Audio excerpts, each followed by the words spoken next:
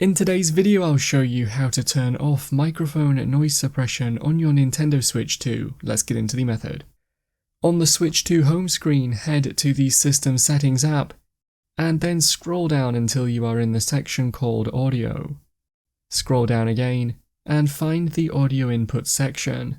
Within here you should see the microphone noise suppression option, and you can use the toggle switch here to disable it. You might also want to adjust other mic settings, such as the microphone volume. That's how to turn off microphone noise suppression on your Nintendo Switch 2. If you found the video helpful, remember to leave a like and feel free to subscribe for more.